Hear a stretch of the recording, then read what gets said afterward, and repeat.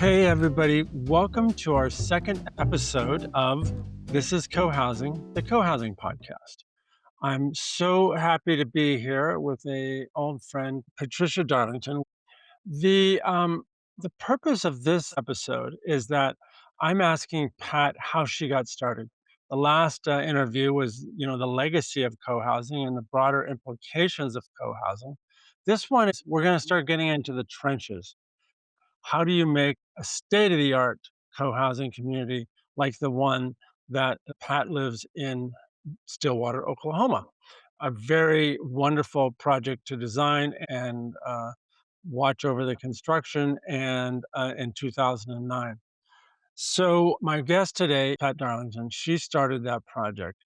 And I'm going to go into length about how she started it. But before I do that, I'm going to ask her to introduce herself. Thank you for inviting me. I love talking about co-housing, and I especially love talking about Oak Creek. Now, we've been living here for 14 years, and it just gets better every year. Please talk about your trajectory, starting at the beginning. Okay. Why you got interested in co-housing, Mhm. how you pursued it is gonna be the bulk of our, discussion today. Sure. Every piece of this, though it might not sound like it at the very moment you hear it, has contributed to our success. And I will say our success because no co-housing is done by a single person. My dad had Alzheimer's. I'm the oldest of 6 kids, so I was deemed the one to tell him that we were taking his car away from him. My mother had died a number of years sooner, and he was living in a great active senior community in Florida, which was lovely while he was all himself.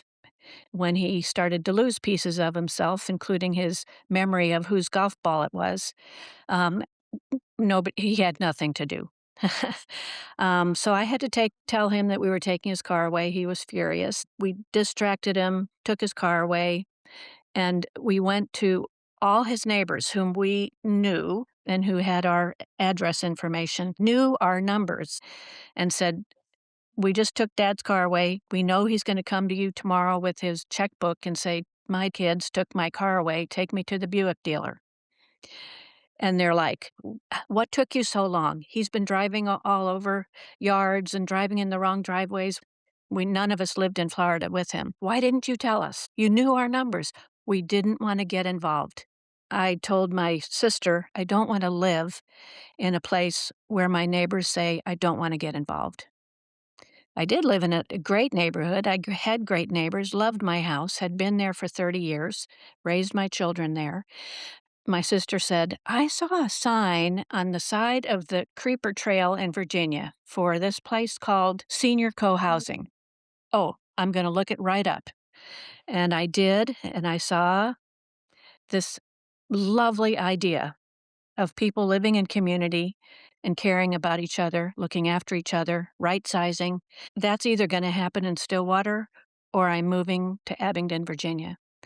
Then I saw the advertising for a workshop in Boulder, and I had just been in Colorado, and I thought, "There is no way I can't afford that." I was still working, had a private practice. Taking a whole week off of work was a financial challenge, and Chuck called me and said, "If you really wanna do co-housing in Stillwater, you have got to come to this workshop.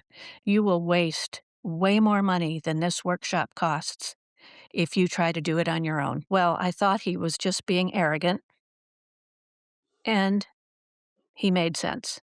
So I went to Colorado, went to the workshop, and the information from all the people who were involved, from Chuck to Jim Leach, Katie McCammett, you hear a project and you can actually see it in your mind. And by the end of that week, I could see the parallel process and the points along that two-lane road.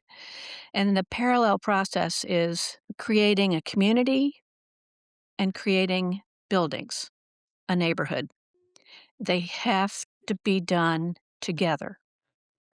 They have to have equal importance from the day you begin. I loved the process of co-housing. We in June happened to be speaking at another large event in Stillwater, and I mentioned this idea of co-housing. I said, "Put it on your radar." And then in August, we had a large meeting to introduce co-housing. We saw that there was definitely interest in Stillwater. I got back from Colorado and I started talking to every single person I saw, not even just the people I knew. There are still to this day in 2026 people who will see me in the grocery store and they'll go down the other aisle because they know I'm going to say, "Hey, what are you doing? You're moving? You're building a new house? Come look at Oak Creeks." And I told the story about my dad because I've had a number of people call me, as I'm sure you, Chuck, get people calling you every day to ask about co-housing. And some people have property and they are interested in developing it, and they think co-housing would be a great way to develop it. It's not about developing a piece of property. It's your own passion for what co-housing is. A right-sized way to live in this earth, on your in your own home, and drop that American myth of independence. We don't really crave independence. We crave interdependence, and I independence is just a myth. It's been perpetrated on us for years, and living interdependently is less expensive, it's better for the world, it's better for my own psyche. And you couldn't be more right about that. I mean, living in a community is timeless. I was with the Nevada City Co-housing and the 4th of July parade, and the MC said, "Oh, and here comes co-housing, an experiment in living." And I went up to his name was Pat afterwards. He said, "Pat, I think you're the experiment." We lived in a community much longer than we've lived in our little ranchettes, no doubt. Mhm. Thank you. So, study group 1, did you go back to Stillwater to do study group 1? Yes, I did. I thought it was quite significant. I loved how the Danish people created it. Mhm. It is not touted as advertising for co-housing. It's about getting out of denial about aging, um, being Being proactive, proactive. Mhm. and knowing what your options are. Normally when we're aging, um, I mean, we're all aging. Normally, when we get to a point when we have time to think about it, which is usually a decade too late, but we think of our options. I can stay in my house forever, go out feet first. That's a myth. Typically, I can move to where my kids are. Well, there are a lot of different ideas about that, including your kids' ideas, but or I can go into an institution. There are some lovely institutions here in Stillwater, and they are institutions. Not enough people know the fourth option is co-housing, is living interdependently with all that interdependence means. I know my neighbors know me. We look after each other. Our every single physical piece of this property is designed so intentionally to bring us into spontaneous interaction with an equal respect for privacy and autonomy. I never knew the influence that the physical building would make on the way I live. Co-housing is brilliant, really. Thank you. I mean, I remember the Stillwater process, 6 design workshops, and I'll never forget how much I felt the community was growing closer and closer together after each and every single workshop. Absolutely. I mean, I credit you, Chuck, for a lot of that. We have good people here in Stillwater, and I think we had strong leadership, and that makes a difference too. I mean, knowing people in Stillwater and having a reputation. But I credit you with that and the strong belief and readiness. Not 100% of all of us were as ready as everyone, but we all pulled together. And this is what I hear from other people who call me and, "How did you do it? How did you do it?" "Oh, no, that's an architect? It's way too expensive. We think we can do that ourselves." And Hmm. in and I'm like, "You will be sorry." You might And, not like your house, and you're gonna be in that house for a long time. well, you're Um, just not gonna get it, but yeah, and then there's that, there's the difficulty of getting it built. I should share with you, Pat, that I got a call from a Danish friend of mine, last year, and he says, "Chuck, I have great news. I have amazing news." And I said, "What is it, Hans? What is it?" And he says, "Well, they just finished a 3-year survey in Copenhagen of 80,000 seniors, and there's only 667,000 people in Copenhagen. And they asked them one question: of the 5 housing options, staying in a single family house, moving to a condominium, moving to an apartment, moving to an assisted care, or moving to co-housing, what is your favorite scenario?" Of 80,000 seniors, 55% answered co-housing, senior Mhm, co-housing. So they are completely retooling that town to accommodate these seniors. mhm. I think, lucky for the Danish, and this originated there, so they have Yeah. a head start. If we put out that I'm sad to say, if we put out that survey in, Payne County, which is 81,000 people, 15% would know what co-housing is. Culture change is our biggest challenge, and it comes back to what you were saying earlier about all the myths that we grew up with and are highly ensconced and propagated, basically. You know, pull yourself up by the bootstraps. I can't even imagine how you would pull yourself up by the bootstraps. I could imagine a community pulling you up by the bootstraps, as uncomfortable as it may be, but Mhm, there's myths that are just absolutely impossibilities, but we still propagate them. And it keeps us consuming one of everything. It keeps us isolated, which helps politically. Divide and conquer is a real concept. And I very much think of co housing as the antidote to divide and conquer. So, um, culture change is the hardest part of our job. And that's why, for example, in Sacramento, California, which is not the hotbed of progressiveness, that project would have never been built if my mother hadn't spent a month going to every single one of the 25 bookstores in Sacramento and making sure they all carried that book. The Getting It Built workshop, that was 2 days of this is how you get it built, how you get your money in, how you get your money out, what the LLC looks like, what the group process looks like. And I have to say that I felt Stillwater very much embraced the group process because mhm, I'm a big believer. I don't care how much money you have, how much land you have. If you don't know how to work together as a group, then you're not going to get it built. That is the currency of consequence when it comes to building a co-housing mhm. is coherency in process. That was in December, and in August, we had gathered enough people. We had this meeting in August, and we saw the great response that we had to what is co-housing. We immediately formed an LLC. I mean, it's easy to do. We got that done, and then we told people it costs $200 to join the LLC, and you are the people who will help make decisions about this project.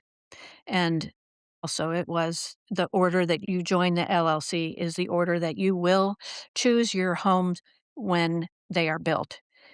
Not like if it's built, you will be in line to choose your home when it is built. So, building that confidence from the very beginning. Then we had enough for the Getting It Built workshop for that privilege to hear Chuck and Katie discuss the process.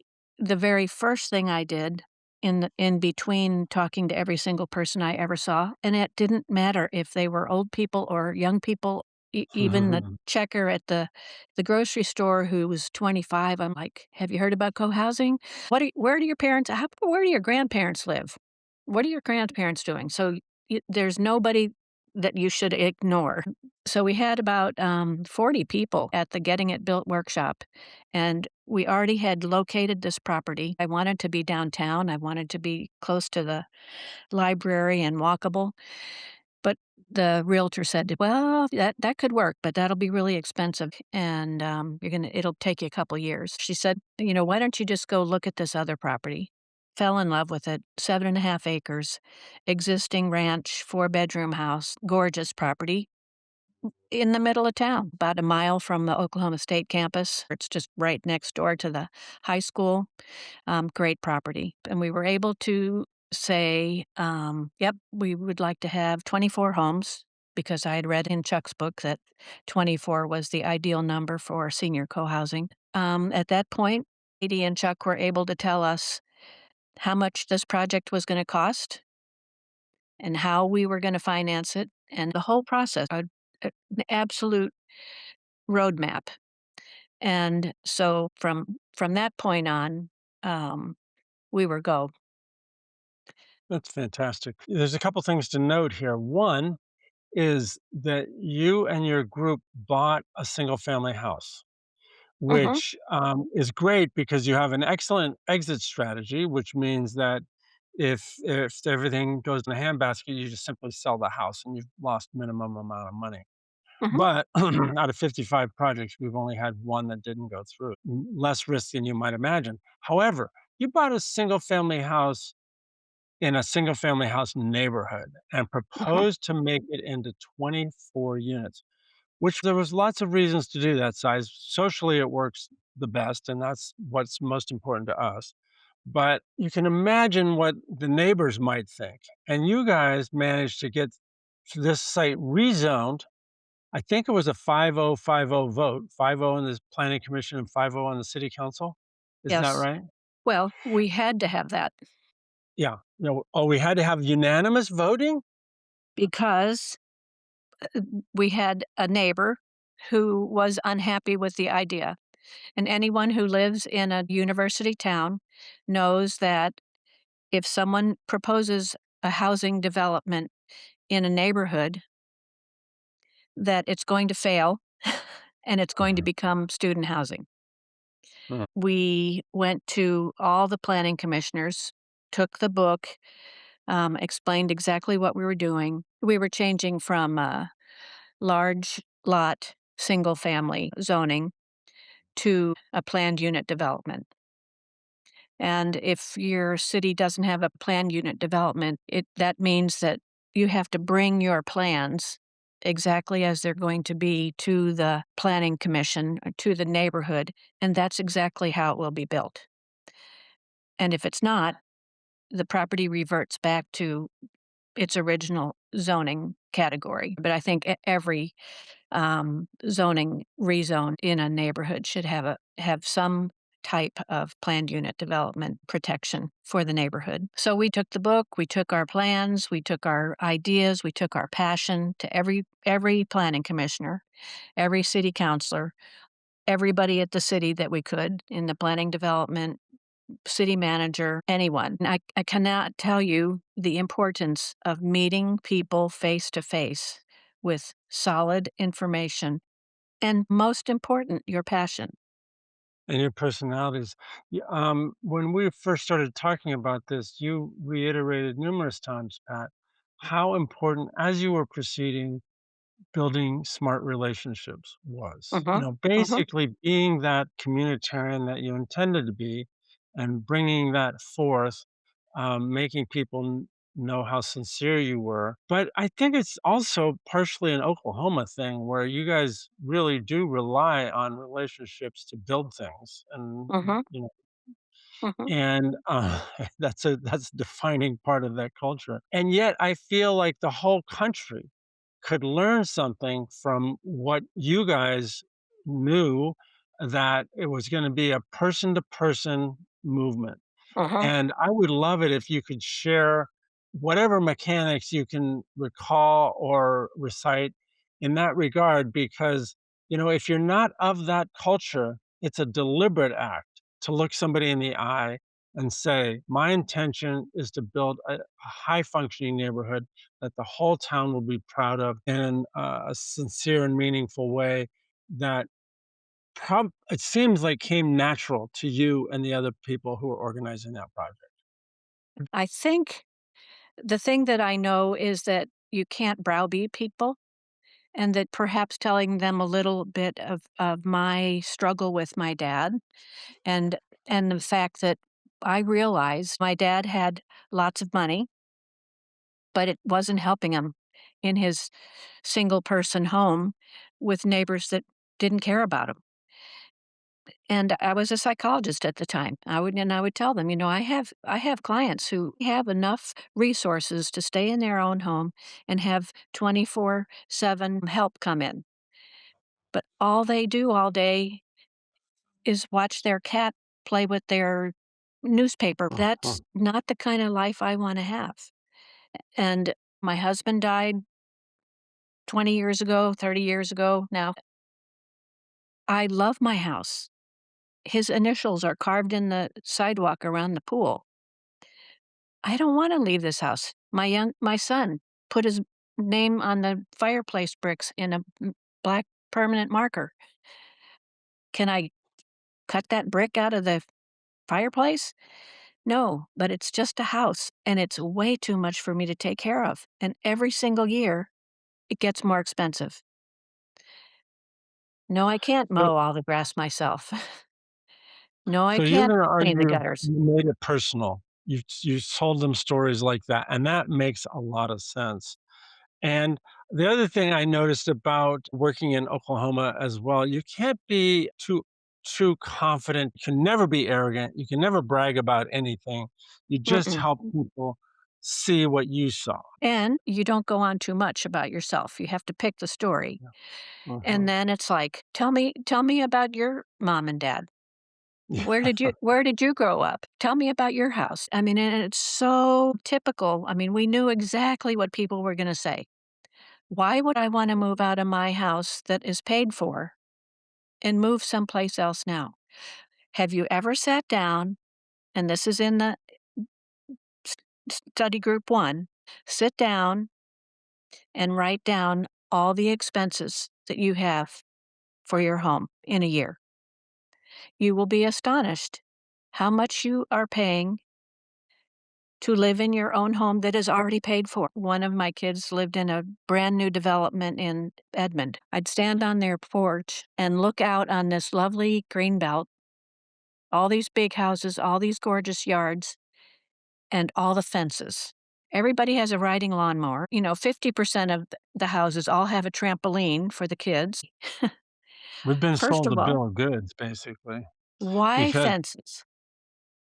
that helps us, the fence salesman. It helps the Lawn trampoline salespeople. It helps the lawn fertilizer people. I mean, that's all in a book. I forget the name of it, but it was written in 1919 about why every American needed to live in a single family house, because in 1919, the Bolshevik threat was real in some people's minds. And the introduction of that book was written by Herbert Hoover. And in that book, he said, no man who owns his own house is ever going to be a communist because they're too busy painting the fence and mowing the lawn, quote unquote. Yeah. And so the cultural creatives in our culture has to say, hey, I actually don't want to grow old like my parents did. And I have to be imaginative at this point. And that's exactly what you did. Mhm.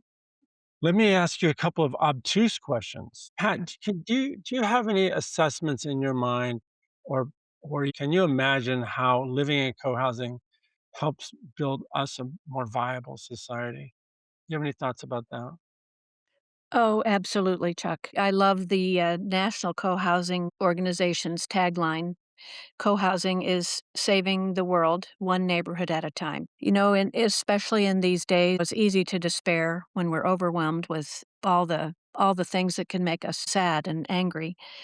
And I think that what we are recognizing in our very own community here in Stillwater is that we don't, as individuals, have a whole lot of input on things at the state level or even the national level. We do encourage each other to do the calls to our legislators, and we have the chief of police come to our coffee hour, and our city manager comes to our coffee hour. So the city hears 30 people at a time what we want. That's a lot better than me calling and saying, "Tell me where does recycling go?" I think the best thing we can do, and I'm gonna sound kind of, woo-woo, I think, is to care for people and to be kind, and it's Hmm, so easy to do in this community. Every day's not perfect. Every person's not perfect. I'm not perfect. We do have a value, and our values were chosen before we did anything, thanks to our good architect. mhm. We do have our values, and we still, to this day, measure our decisions on our values. So, being kind, being thoughtful, being sincere, genuine, being involved. So, we are able to keep each other informed. We are kind to each other, and we know each other. We're not afraid of each other. Fear is disastrous. We have attracted people from all over the country. Hawaii, Michigan, Wisconsin, Norman, Ponca City, Kansas, California, Nevada. I could keep going on. We have brought people to Stillwater for co-housing to buy a home and contribute back to the community. Along those lines, what did you do after you finished the project in terms of running for city council? Well, after building Oak Creek and moving in, I recognized that ordinary people, and I would really emphasize that, Chuck. Ordinary people. I was a psychologist. Kay ran a health business. Marilyn was a nurse. Pat was a teacher. None of us knew anything about finance or banking or building, designing. We were ordinary people who were passionate about this and were able to recognize from the very beginning that no matter what any of us had done in our previous lives, we all had something to contribute to the success of this project that we didn't Amen. might not have recognized had we not started this endeavor. And I was also aware of how valuable it was um, to have the option for a PUD zoning so the neighbors could be confident of what they were going to see. And then something happened in city council and its seat came up and I thought I should do that. And I did. I was on city council, absolutely loved it. Always trying to move people toward the idea of co-housing and trying to move the city toward redeveloping their zoning. I was on for 2 terms and Became the vice mayor. true. Yeah. And once upon a time, years ago, you lamented to me that, when a group like Stillwater Co-housing has made procedural decisions in a fair, calm, thoughtful, and thorough means, that you could make decisions a lot faster than if you didn't have that training. And when you were at city council, you found that decision making was protracted, unfortunately. You still have that opinion? Um, good decisions take a while, and I have to say, decisions here at Oak Creek sometimes take a while because we work with consensus, which means that we don't vote. We wait until everybody understands the project and has a chance to put their 2 cents worth in, Um, and that takes a while sometimes. We run everything by teams. We run the whole community, which is a really important part of aging well, Chuck. Not only do we have our whole entire community is universal design. We can get any place if we have a wheelchair or a walker or some problem with our mobility. So, besides the physical design, we have a purpose. Each person has a purpose. We have teams that common house team, finance legal, public relations, well-being team, all the teams that anybody would have. And and we have an expectation for new owners that you will participate on a team, no more than 2, but everybody, even if you don't recognize it yourself right away, has something to contribute to this community. Well, you guys did some amazing heavy lifting, including the fact that you told me right out of the gate, we have to do 6 units at $150,000. That's like taking a rabbit out of the hat.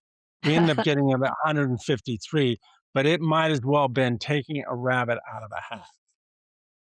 Yeah, we took some of the cost from the smallest home and added it to the larger homes That because happened. we wanted our friends that couldn't afford more to be in that home. I mean, we didn't think of these things. We hired the right people and we listened to them. I just cannot emphasize that enough. You've got to be creative, and people who've already done this over and over again know the creative ways to do it. Before we chose our home site, the homes were drawn out on that map, and we all sat down and said, "Oh, this house is far away from the garages. House gets a premium. This house is close to the garage.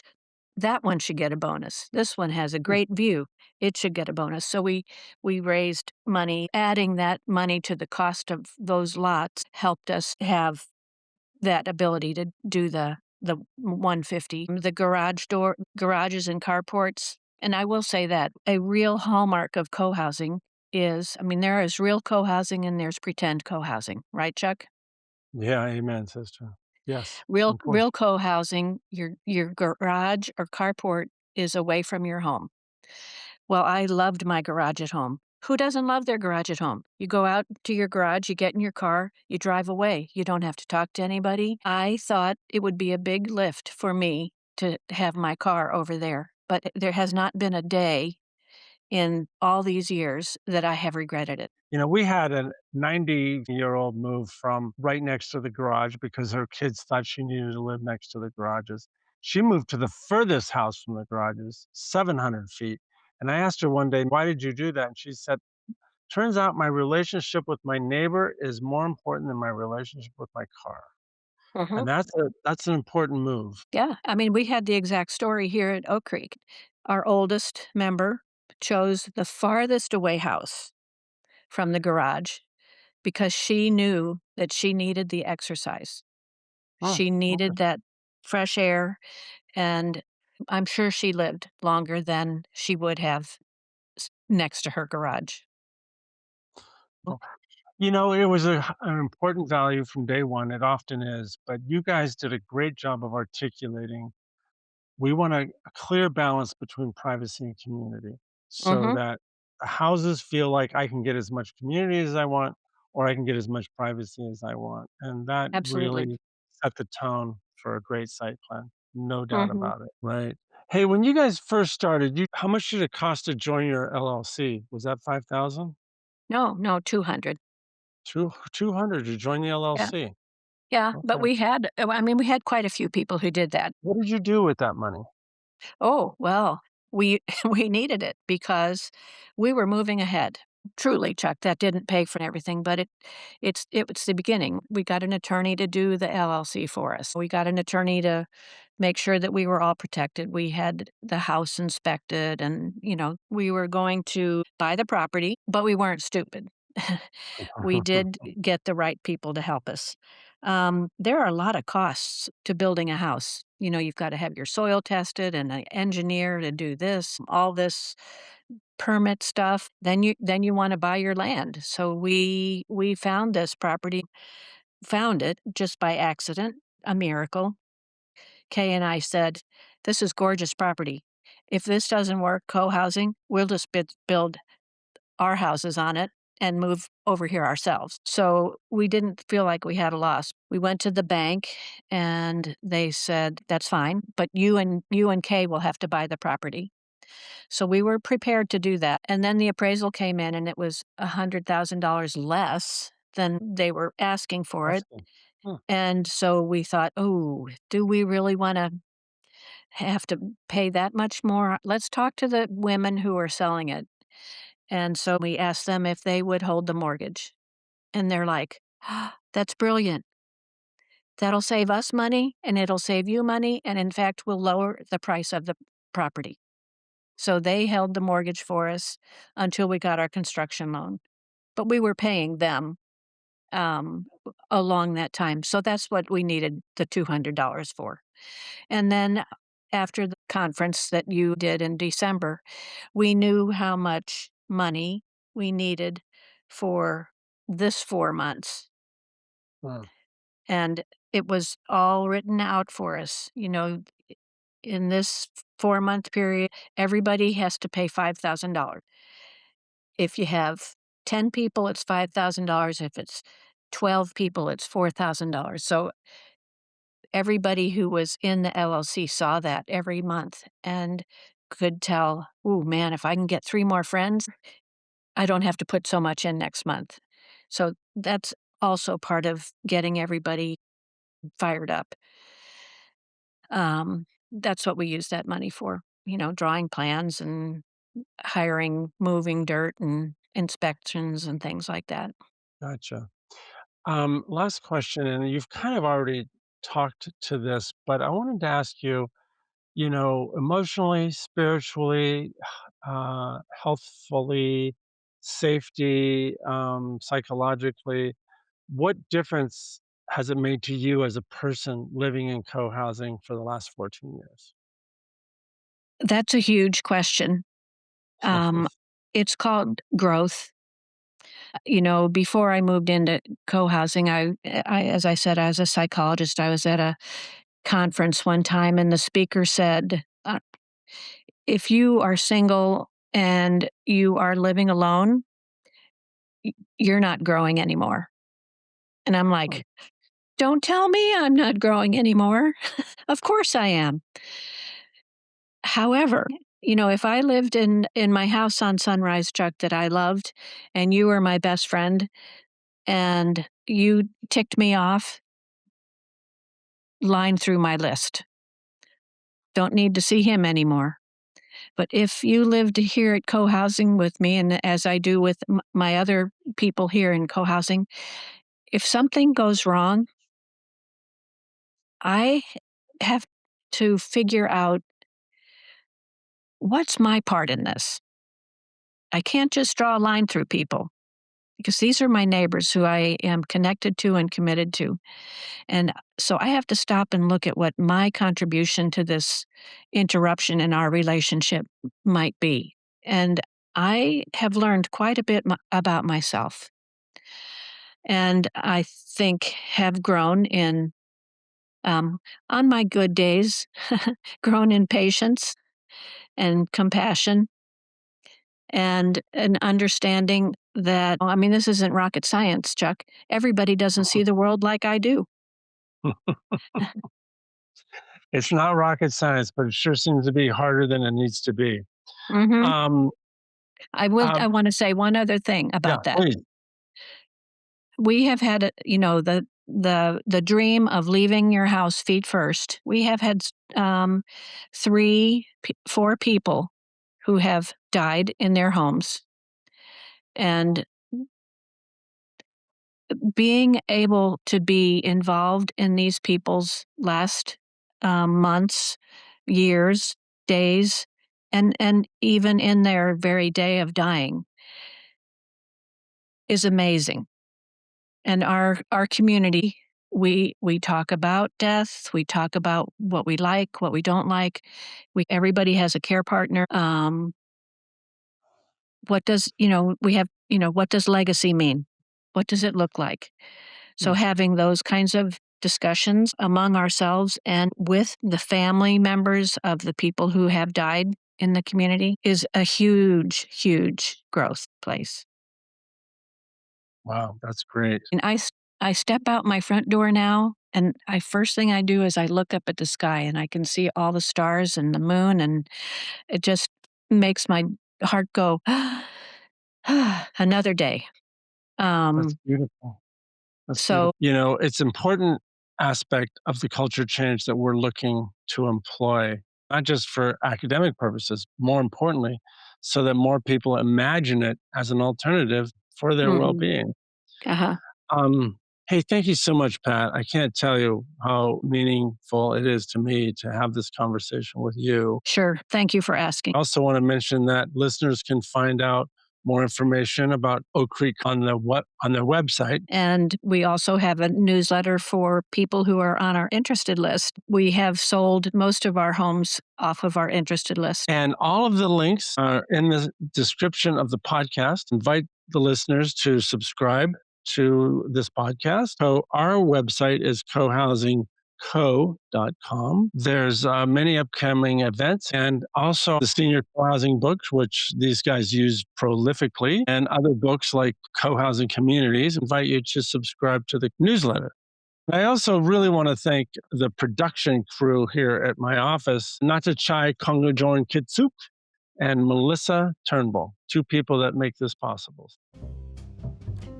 Thanks for joining us on the Co-Housing Podcast. If you're looking to learn more about co-housing and building a sustainable community, high-functioning neighborhoods, you can find more resources at cohousingco.com.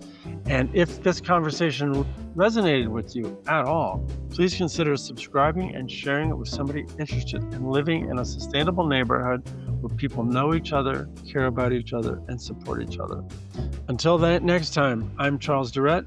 Thanks for being part of our conversation today.